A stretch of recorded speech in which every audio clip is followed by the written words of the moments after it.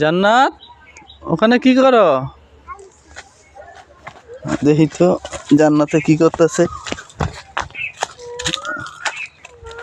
তুমি এখানে কি করো? হ্যাঁ হ্যাঁ, আলু আলু চুরি করতেছো?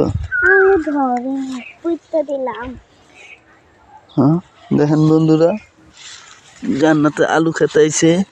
তো আলু নাই কা, আলু এখনো ওই নাই ওই নেই, দিলাম। এত বড় গাছ হয়ে গেছে।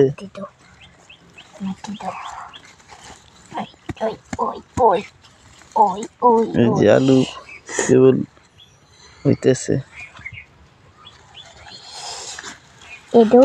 না না না, থাক এবারে